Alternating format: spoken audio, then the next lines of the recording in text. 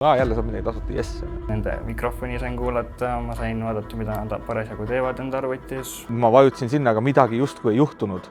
Kohe ei juhtugi. Selleks, et teatud Minecrafti serverites midagi saavutada, kulub metsikult aega.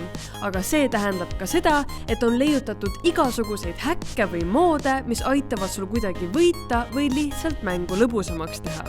Ja kuhu oleks parem peita mõni räpane viirus, kui mitte faili sisse, mida inimesed vabatahtlikult alla tõmbavad. Võib-olla sa vaatad seda videot ja mõtled, mingi välismaa teema. Aga asi on palju lähemal kodule, kui sa võid arvata. See on Christopher Sten Dendermann, kes võttis ise laseriga ühendust, et oma tumedast minevikust rääkida. Kui ma kõngitsesin inimeste andmeid videomängudes, enamasti Growtopias ja Minecraftis. Miks sa õngitsesid neid andmeid? See oli täiesti isiklik hobi. Ma alguses tegin seda lihtsalt selle jaoks, et mul ei oleks igav. Lõpuks see tuli mulle kasulik. Ma teenisin raha selle pealt. Käisin koolis, otse koolist koju, läpaka taha, istusin terve päeva läpaka, säkkisin inimesi ja tegin inimesi kurvaks internetis. Tagasi kooli ja küberkiusaja olin. Miks just mängud on nii atraktiivne keskkond nendele pahalastele? Mängudes on noored inimesed. Nad on hästi digitaalselt aktiivsed, ehk et nad on kogu aeg seal olemas. Neid saab kogu aeg rünnata, nendega saab kogu aeg tööd teha. Et ei ole nii, et olen tund aega päevas saab ja siis on kadunud. Nad on, ütleme siis, kerge sihtmärk. Saab rakendada ka selliseid mittetehnilisi ründeid nagu sotsiaalsed manipulatsioonid ja keegi näiteks hakkab sõbraks või võidab usaldust, näiteks ütleb, et keegi ei mõista mind nii hästi kui sina ja sa oled mul ikka nii hea sõber ja mängib nii-öelda selle sõpruse peale, et pärast siis tekib sellest sõprusest ilmajäämise hirm ja inimene palju parema meelega annabki vabatahtlikult oma asju ära sõbrale kui vargale.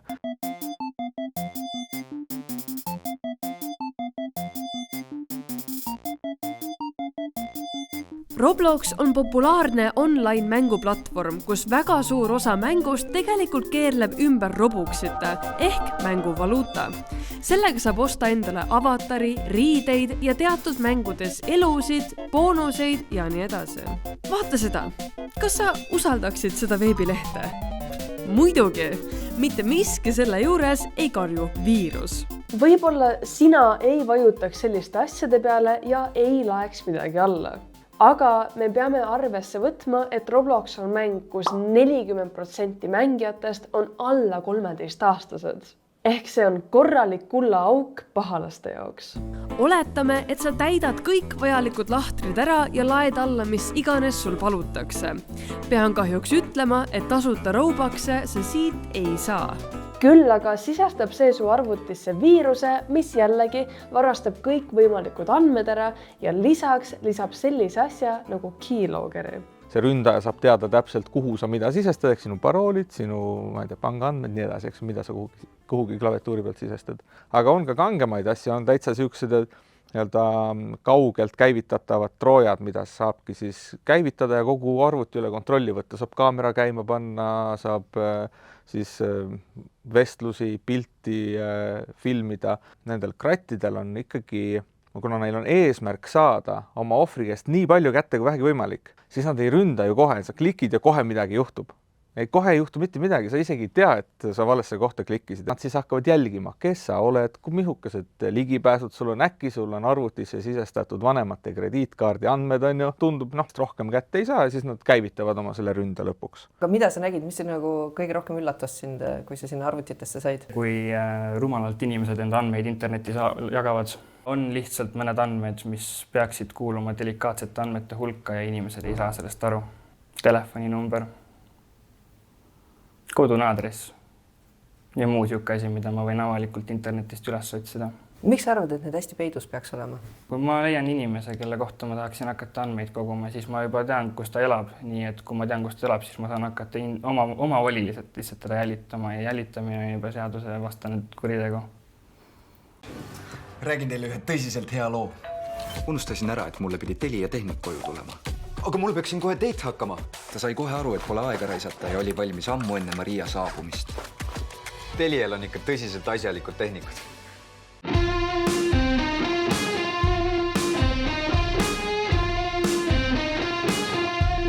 Alati ei pea faili sees olema pahavara, mis sinu konto ära varastab. vahest tehakse seda ka teistel huvitavatel viisidel. Isaac Strock on Ameerikast pärit poiss, kes varastas Fortnite'i kontosid läbi selle, et ta kirjutas Epic Gamesi tugiteenusesse ja teeskles, et ta on kontode omanik ja soovib vahetada parooli. Ta ostis tarkveebist erinevatest andmeleketest pärit e-postide ja paroolide nimekirju ning hakkas neid lihtsalt läbi proovima, et näha, kas mõni töötab ka Fortnite'i kontoga. Kui ta sai kontole ligipääsu, siis ta ei kasutanud seda mängimiseks, vaid müüs neid edasi Telegrami gruppides. Näiteks see konto koos asjadega läks müügiks $425 eest. Tõepoolest kaebas Epic Games Isaaci selle tralli peale kohtusse. Nad nimetasid seda tegevust tõsiseks kahjuks nii ettevõttele kui ka Fortnite'i kogukonnale. Palun vahetage enda parooli iga poole aasta tagant, nagu päriselt vahetage, sest et kui ma tõmban ikkagi kuskilt andmebaasist, 6 aastat vanast andmebaasist tõmban parooli välja ja see parool on sul ikka veel kehtiv, siis midagi on väga valesti.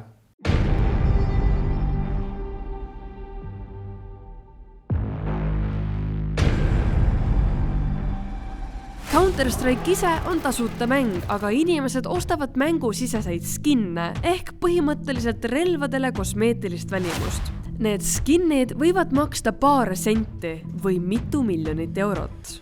Inimestele meeldib skinne koguda, sest mõnikord tõuseb nende väärtus ajaga. See on nagu omamoodi investeering. 2022 sai häkki $2 miljonit väärt Steam'i profiil. Väidetavalt muutis häkker ära Steam'i kontoga seotud logini info juba nädal enne vargust, aga konto omanik ei pannud tähele.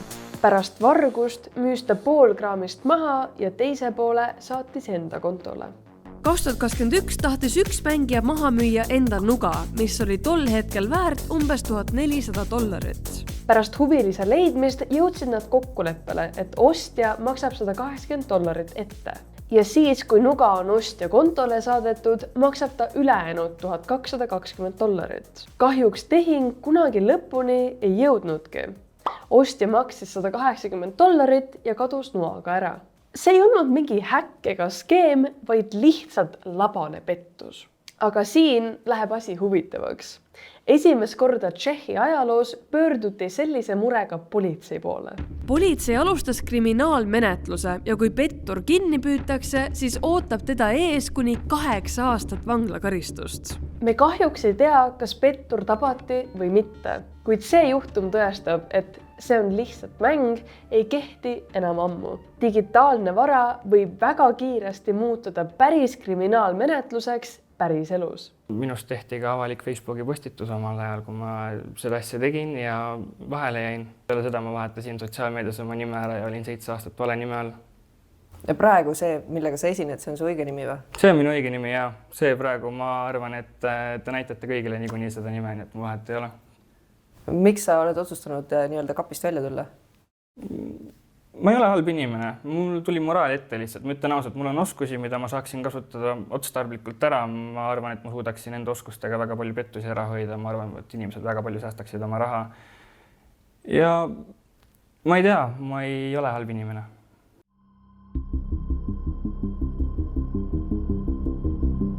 Growtopias on skämme nii palju, et Growtopia Wikipeedias on lausa eraldi pühendatud sektsioon kõikidele erinevatele skämmidele. Üks populaarsemaid on phishing, ehk sul palutakse minna mingile lehele, et kas midagi võita, tõestada või alla laadida. Logid sisse enda kontoga ja leht saadab sinu andmed otse pahalasele. Kuidas need üldse siis arvutisse jõuavad, on see, et lubatakse midagi, mis on nagu, veits võib olla liiga hea, et olla tõsi. Kas mingisugustes mängudes mingisuguseid skinne või mingid haruldasi esemeid lubatakse selliseid asju tasuta, et kliki siia, võta siit.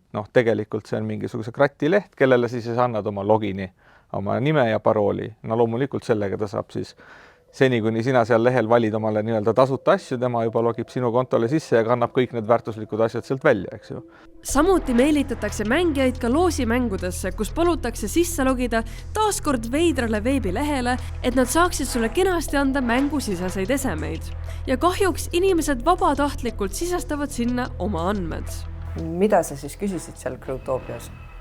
Ma ei küsinudki otseselt mitte midagi, vaid ma manipuleerisin, ma müüsin inimestele nii-öelda Growtopia siseseid häkke maha, näiteks mingi Speedhack või Autofarmer, aga kui ma neid edasi andsin, siis ma panin faili sisse, panin Stealeri või panin Ratti ja siis ma sain inimese arvutisse sisse. nii, ja mida sa nägid seal siis? Kõike nägin, nende veebikaamerat, nende mikrofoni sain kuulata, ma sain vaadata, mida nad parasjagu teevad enda arvutis ja siis ma sealt võtsin nende kõik paroolid tavaliselt ja tegin sellest endale raha. Palju sa teenisid siis sealt? Ma ei ütle. Miks? Ma ei ütle. See on väga väike portsjon inimesi teab, kui palju selle mänguga võis teenida. Üle 1000 siis, jah? See on vähe veel.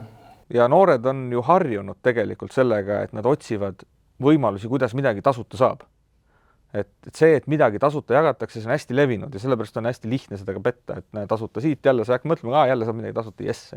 Sellised viirused on tavaliselt häkkidena üleval, ehk siit saad endale farmboti või dupe häkki.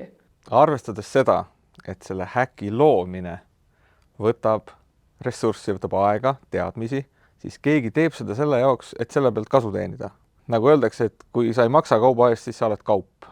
Et põhimõtteliselt iga asi, mis sa tasuta saad, sa lõpuks selle eest maksad, aga sa ei tea, kui palju, kellele ja kuidas. Ja mul olin noor ja mul oli igav ja mulle anti arvuti kätte, ma olin noor, sa annad 14-aastasele poisile läpaka kätte, ta on noor ja te ei anna talle mitte ühtegi piiri peale, mis te arvate, mis sealt tuleb?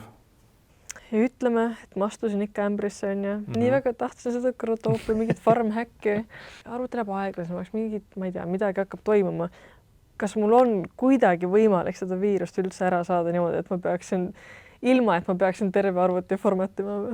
Ainus päris kindel viis on ikkagi full reset, arvuti formati, uuesti Windows peale, uuesti mängud peale ja sealt tuleb see, et mida ma soovitan teha, on varundus. Mis on tegelikult mingi tund aega tegemist, siis on jälle korras. Videomängud ise ei ole ohtlikud, aga hooletus on. Need lood ei ole selleks, et sind hirmutada. Okei, no veits on. Aga need on pigem selleks, et järgmine kord enne, kui sa midagi vajutad, midagi alla laed või kedagi usaldad, siis mõtle 2 sekundit. Aga kuidas teiega lood on? Kas teil on kogemus sellega, et keegi on üritanud teile mängudes käru keerata? Või on see teie jaoks täiesti uus ja segane maailm? Jätke oma mõtted ja arvamused kommentaaridesse.